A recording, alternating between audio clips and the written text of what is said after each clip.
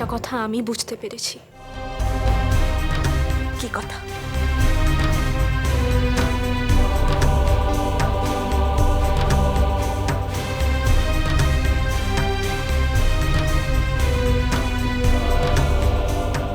আসলে তোমার এই কুলকুল দুটোই গেছে,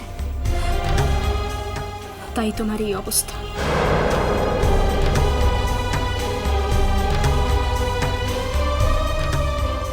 তুমি যতই চেষ্টা করো না কেন বৃন্দা, ওমকে তুমি পাবে না, মেনে নাও এটা।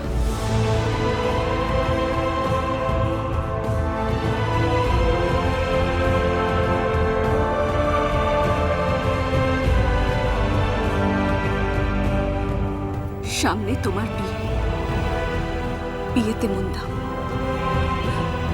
আর একটা কথা আমি তোমায় বলে গেলাম, গ্র্যানি যতই তোমাদের বাড়িতে উপহার সামগ্রী নিয়ে আসুক না কেন,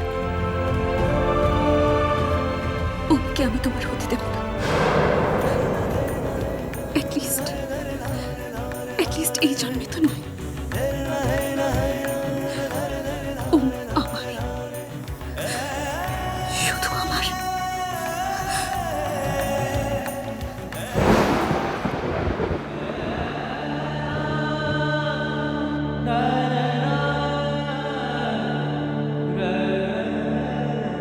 গ্র্যানি যতই তোমাদের বাড়িতে উপহার সামগ্রী নিয়ে আসুক না কেন, ওকে আমি তোমার হতে দেব না। অ্যাটলিস্ট এই জন্মে তো নয়।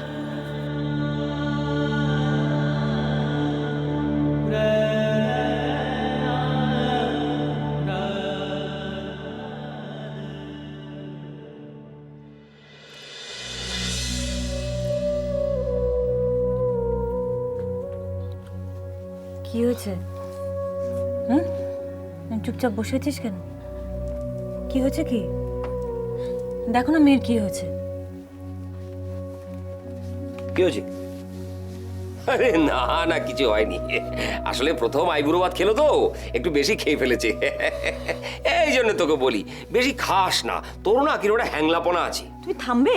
খালি বাজে কথা বলে। যাও এখান থেকে, যাও। ঠিক আছে ঠিক আছে। কি হয়েছে মা? কি?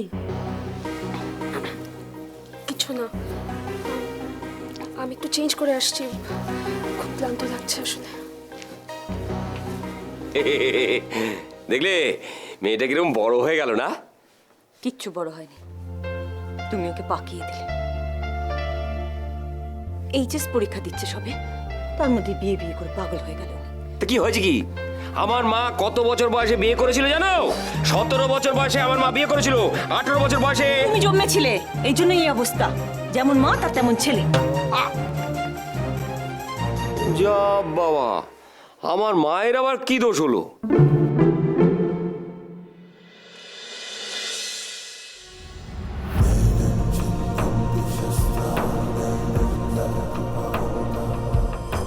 তুমি যদি আমার জ্ঞানী হয়ে থাকো, তুমি যদি আমায় ভালোবেসে থাকো, আর তুমি যদি চাও যে আমি তোমার নাতি হয়ে সারা জীবন থাকি, তাহলে শুনে রাখো, আই ওয়ান্ট তোরা। আমি তোরাকে চাই।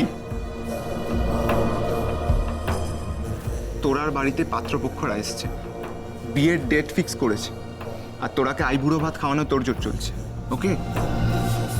ওম, তোরার সঙ্গে তোমার বিয়েটা যদি ফাইনাল হয়ে যায়, তাহলে তুমি আমার কাছে চলে আসবে তো? হ্যাঁ, আসবো।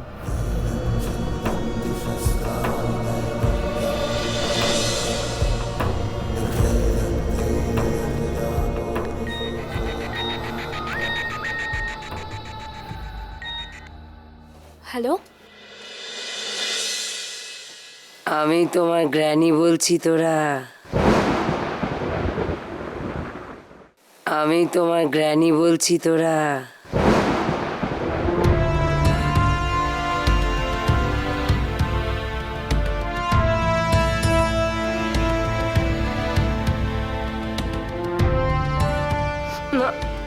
না, ফোনটা রাখবে না। কোনো ভয় নেই। শুনলাম তুমি নাকি আইবুড়ো ভাত খেতে গিয়েছিলে। কি হলো, কথা বলছো না কেন তোরা? আমার তো আর কিছু বলার নেই। আপনি কেন ফোন করেছেন বলুন? তোমাকে আমি আমার বাড়িতে নিমন্ত্রণ করছি। কি? তুমি আমার বাড়িতে আসবে, তোমাকে আমি আমার ওমের বউ হিসেবে সাজাতে চাই। তারপর আমি নিজের হাতে তোমাকে খাওয়াতে চাই। কেন? বাহ, সামনে তোমার বিয়ে না? কিন্তু আপনি আমাকে ডাকবেন কেন? আপনি আমাকে ডাকার কে? আমি তোমার কে হই? আমি তোমার ওমের গ্র্যানি হই। তোরা, তুমি আমাকে ঘৃণা করলেও আমার ওমকে তো তুমি ভালোবাসো।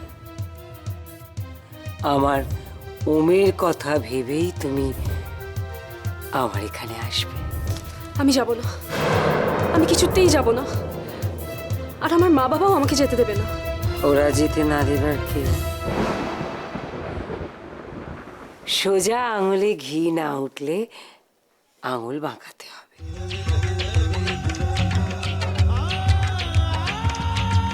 তোমাকে যে আসতেই হবে দিদি ভাই। মম, কেন কেন আননেসেসারি মেয়েটার উপর মানসিক অত্যাচার করছো? এটাকে তুমি মানসিক অত্যাচার বলছো কেন? তোরা যাকে ভালোবাসে সেই বাড়িতে বউ হয়ে আসবে। কিন্তু তোরা তো বিয়ে ঠিক হয়ে গেছে। অগ্নি, পুরুষ মানুষের মতো কথা বল। একটা বিয়ে ভাঙতে কতক্ষণ? জানা নেই শোনা নেই একটা ছেলে এসে তোরাকে বিয়ে করে বিদেশে নিয়ে যাবে, আর সেটা আমি সহ্য করব? তাছাড়া ও মামা ফোনে বলেছে, আমি যদি তোরাকে নাতবো করে না আনতে পারি তাহলে ও মা কোনোদিনও আমার কাছে আসবে না। যে কোনো মূল্যে আমাকে তোরাকে এই বাড়িতে আনতে হবে। ওই অজয় মল্লিক আমাকে আটকাতে পারবে না।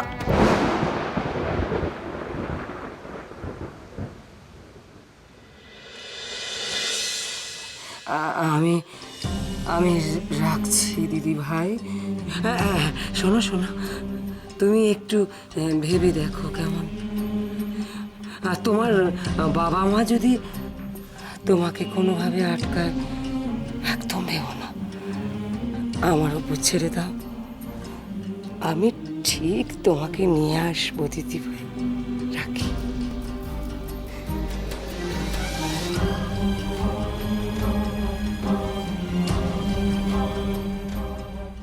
একটা কথা মম, তুমি যদি ভেবে থাকো যে ওমকে, তোরাকে, আমাকে, শর্মিলাকে সবাইকে নিয়ে একসঙ্গে সুখে সংসার করবে, আমি বলবো ভুল ভাবছো। তোমার স্বপ্ন কোনোদিন সফল হবে না। এটা হতে পারে না। না, না।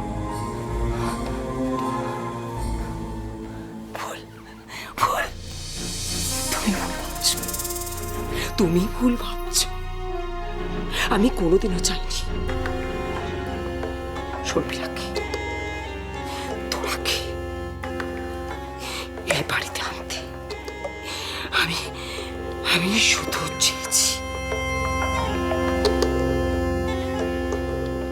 আমার বৃন্দাকে এই বাড়ির বউ করে আনতে। আমি শুধু চাই এই বাড়িতে আসুক বৃন্দা। ভালোবাসা